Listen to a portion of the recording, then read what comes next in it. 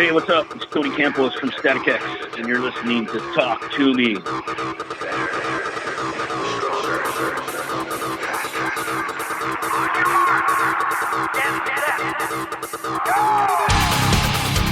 What is up, everybody? Welcome to Talk Toomey. This is episode 262. This is the return of Tony Campos of Static X, talking about the latest album, Project Regeneration Volume 1.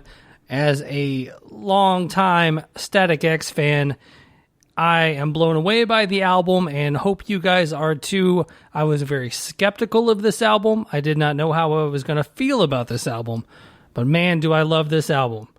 So make sure you're checking out the album and make sure you stick around for my chat with Tony Campos of Static X. But first, let's talk a little bit about some live streaming I've been doing. If you guys have been paying attention to the Facebook page or the YouTube channel, on Tuesday nights, 9 p.m. Eastern, I'll be doing some live Talk Toomeys. They're about an hour long. The last episode featured Chris Senzek of the Decibel Geek podcast, Matt Nas of the Roach Coach podcast. The week before that was Chris Aiken from the Classic Metal Show and friend of the show Jason T. Smith, Mr. Thrifting Extraordinaire himself. And then a few weeks ago we did one with Baco from Cobras and Fire. So we'll have some special guests on, get some topics going. And the one cool thing about the live streams is if you guys want to be interactive with the show, if you're watching on YouTube or the official Talk To Me Facebook page, you can comment. We see those comments. We can pop those comments up on the screen, and you'll be, if you have a question for us, if you want to voice your opinion on our topic, they'll be read, they'll be answered, and it is a lot of fun, and I'm having a blast doing them. So make sure you guys are heading over to the Talk To Me YouTube channel. Make sure you are subscribing, or head over to the Talk To Me Facebook page, which is just Talk To Me Talk. Yeah, facebook.com/Talk To Me Talk. Like the page, and a reminder will be sent to you. But like I said, guys, Tuesdays, 9 p.m. Eastern, YouTube, Facebook, Talk To Me Live, special guests, a lot of fun, and a lot of interaction. You guys have been a blast interacting with the show. Scribble jumped in last night at the end and was pressuring us for all the information on upcoming Megadeth and so much more. Also, we've still got some large and extra large Talk To Me t-shirts left with the Pizza Skull Headphones logo. If you would like one of those, $20, free shipping within the United States. If you're outside the United States, we can get together and come up with a price on how much it is to get to you, because once you start shipping overseas, it gets a little pricey. $20, free shipping in the U.S. Reach out to me, DM me. I'll let you know how you pay, which is just paypal.me/talktoome. Give me your address, what shirt size, and I will get one out to you. And we have a good handful of larges and extra larges left, so make sure you get your Talk To Me shirt today. But back to the guest at hand, we've got Tony Campos from Static X on. It's a lot of fun. For the longest time, the original Tony Campos interview was one of my highest downloaded episodes. I believe he was episode like 21. So it's been a while, but to get Tony back on, it is a blast to have him back on. He was great as always. So let's check out some classic Static X. Let's talk to Tony Campos. Hear a track off the new album, and then I will talk to you guys momentarily.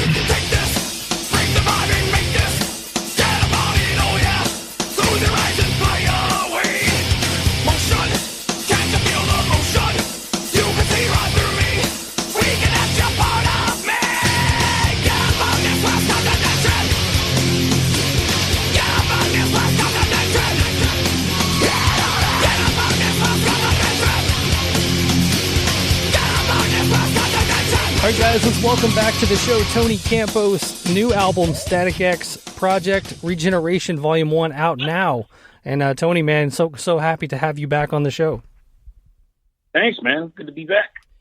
And, just going through the album, I mean, if you're a Static X fan, you have to be, it's like Christmas and Christmas in July today with the new album being released. Yeah, literally, right? July, Well, I mean, the reaction online so far, I've been kind of keeping my eye on it today, has been overwhelmingly positive. And that even goes back to the 20th anniversary tour, taking out Zero in place of Wayne and everything else, man. Everybody seems to just be all on board with what you're doing with Static X. Yeah. It definitely feels good, man. Seeing all the support.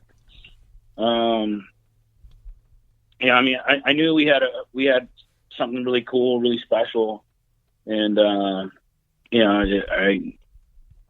It took us a little longer than we thought it would to get it out, but I think the end results was worth it, and I think the fans are getting it. They're seeing the time and effort that we put into it. So I know it feels good, man. That the fans are digging it.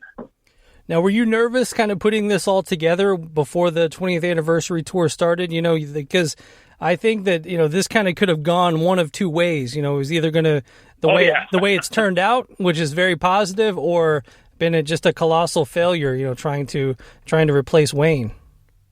Yeah, definitely. There was a lot of pressure, some apprehension in it, but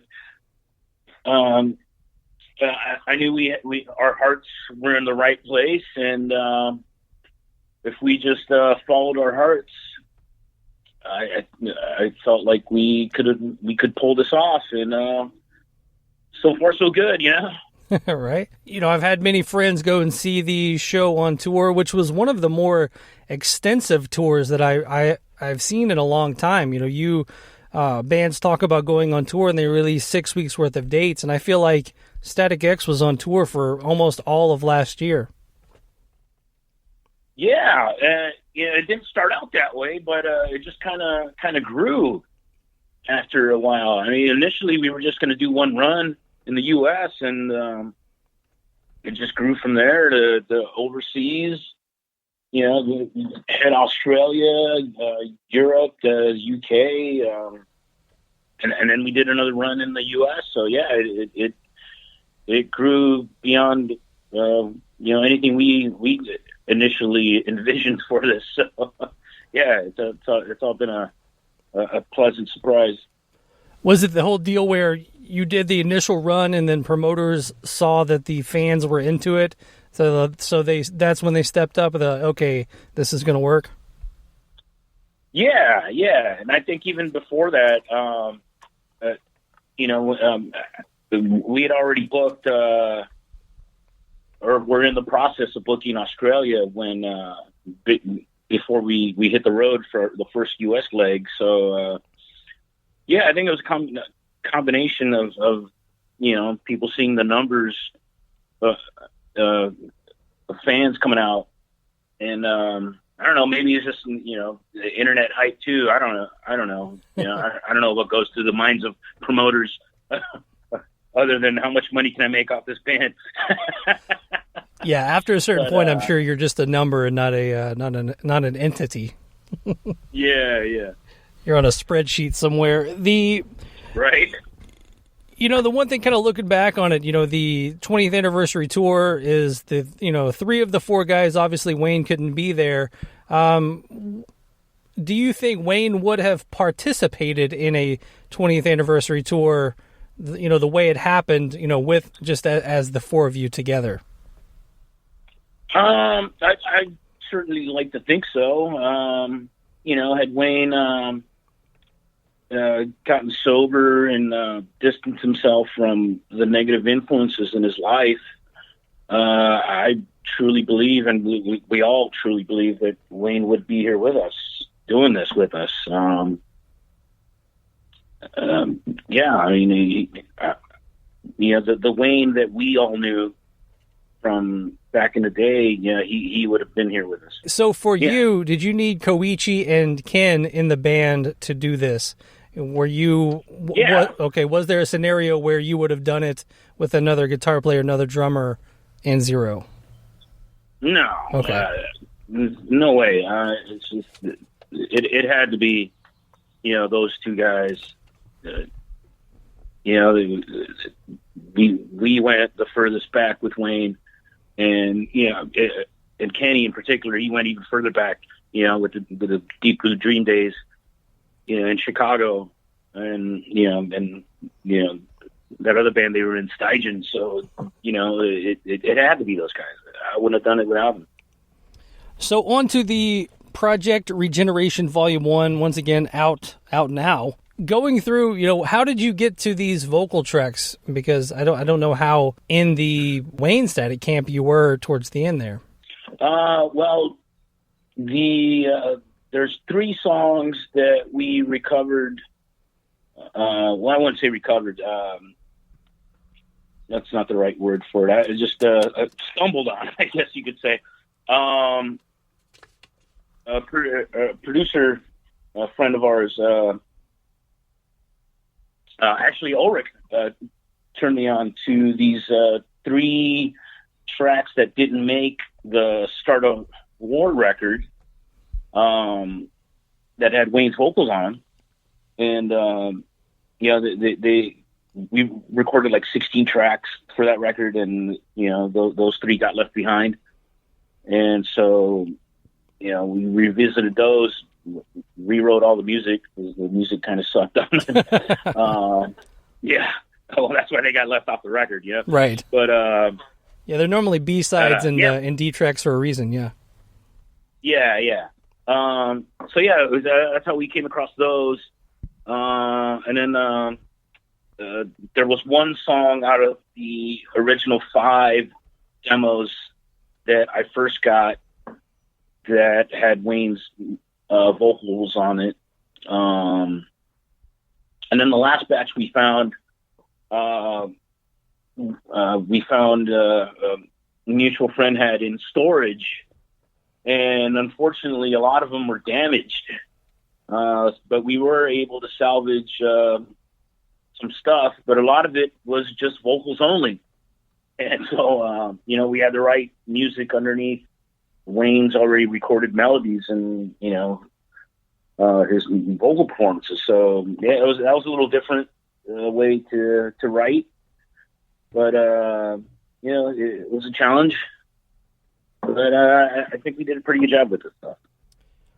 And with an album like this, how much are all the vocals Wayne, or part of it, Zeros are, kind of a mismatch, maybe a little bit of, Wayne on top, but maybe some background vocals done by you and others? The majority of the tracks have Wayne's vocals on them. The ones that we developed from demos that didn't have Wayne's vocals on them, Zero's singing those. And there are some songs that are that Wayne's singing on that Zero will pop in to just do like a backing vocal as well as myself. I was listening to it today, kind of thinking about Wayne's vocal style was processed. It had some effects on it, and I think that he might be one of the few, maybe like an Al Jorgensen too, of like that you could do something like this with, where you're not gonna, you don't have to get like a Journey has to get a replacement that sounds exactly like Steve Perry. You've got to get somebody in there that can sound similar to him, but then you can throw some effects on it too, and it's not going to lose a lot in it. Does that make sense? Yeah, but you'd be surprised how little to no special effects Wayne used on his vocals. He just used the normal, the compression and some reverb, but that's about it, man. He really didn't do the Eventide harmonizer thing that Al does. Al does that awesome. Right. And we already ripped off Ministry pretty fucking good. Yeah. if Wayne started singing through one of those eventides, it would have been really obvious, you know. and maybe Al wouldn't be my friend at this point, you know? Right. It'd be you'd only be in 899 bands rather than 900 at that point, right? Yeah, right. How tough? I mean, we kind of touched on this, but how tough was it to kind of go back and hear those tracks and hear Wayne, you know, this many years later, and you know, knowing he's not here to see all this, and you know, how tough was that for you to kind of process? You know, it's definitely a bittersweet experience. You know, I just it's the kind of thing where, you know, it sucks he's not here, and I wish he was here. But you know, we did the best with what he left us, and you know, I think, you know, he'd be cool with everything we'd be doing, and you know, I think we've done right by him, and you know, it makes it easier. You know that you know, his family and the fans have gotten behind us, and you know, told us that we're you know, going down the right path. You know. Yeah. I mean, it's kind of sad that, you know, what you guys are doing now has so much, you know, like the internet buzz you kind of talked about earlier, but the hype around it, and, you know, people are stoked about a new Static X album. And I've talked about it some on the show before. You know, I was in a nu metal band back in the day. I was in a band called Primer 55 for a while, and that band was semi-popular at the time, then went away, and it was almost like a black eye for a long time if I said, hey, I was in this nu metal band. And then now, you know, now I get people hitting me up on social media like, dude, Primer, man, I fucking love that band. You know, it's like a ebb and flow of. Yeah, no, it was so weird that you know, like nu metal kind of became a you know, a taboo thing. Oh, right. You're a nu metal band. You know, it's all metal, man. You know, right. Yeah, and you know, it's very similar to like the glam stuff, you know, the hair metal bands, you know, back when we were coming up, you know, some of those bands got a really bad name, but now, you know, look at those bands, they're packaging up, right, and doing you know, arenas and stuff again. So it's all comes in ebbs and flows. So yeah, I mean, look at Steel Panther, you know, they're right, huge now.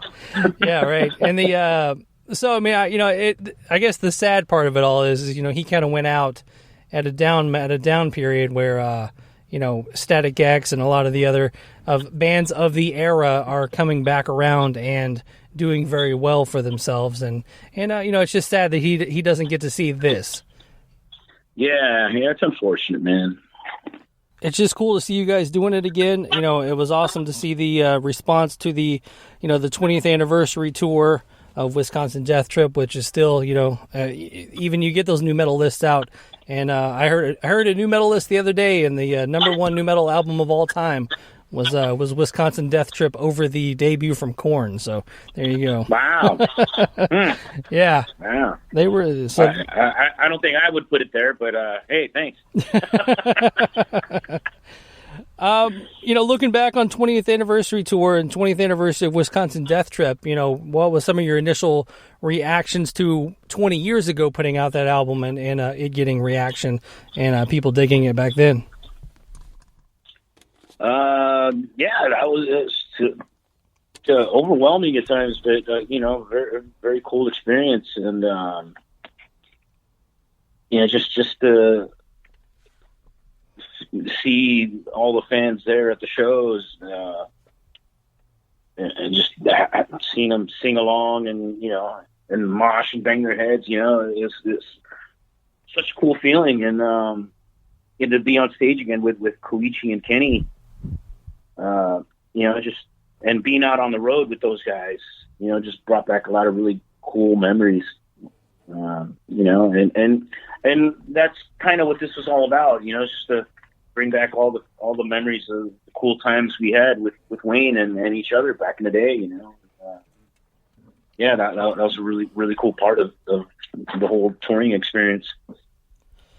So, I guess we'll kind of end on this type stuff, but you did Static X for so long. You were a mainstay, one of the founders of that band. But then you leave the band, and you go on to Soulfly and the Possessed, and just so many bands and Ministry and whatever else you played with. But in those bands, you're hired in to do a job, but doing being able to go back and do Static X, how does that feel for you? How do you feel more? Is it more of a baby type thing rather than just a gig? Yeah, like as much fun as I had, playing with those other bands. Yeah, and grant you, those are most of those bands I played with were like with bands and people that I grew up listening to. Oh, that yeah. that made me the musician I am today. So that was a lot of it's just an incredible experience on its own. But to be able to do Static again with the guys, we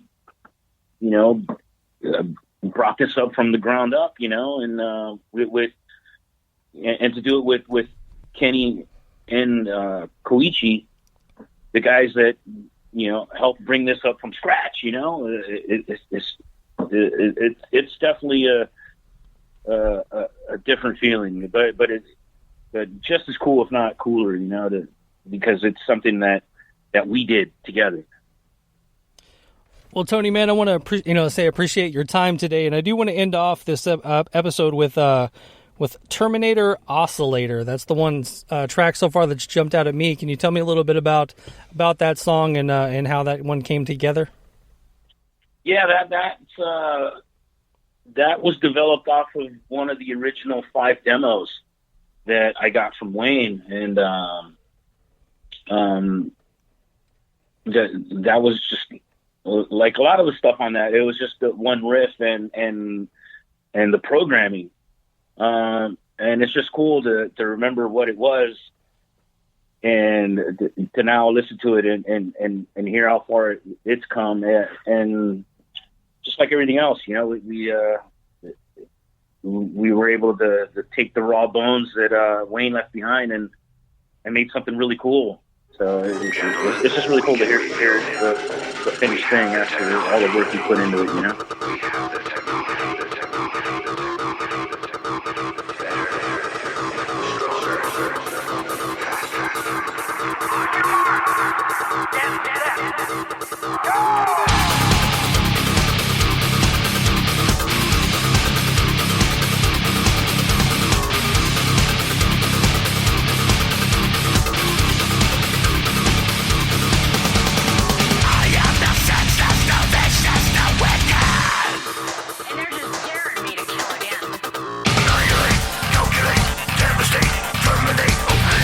Incinerate, I am the session. Exterminate, violate.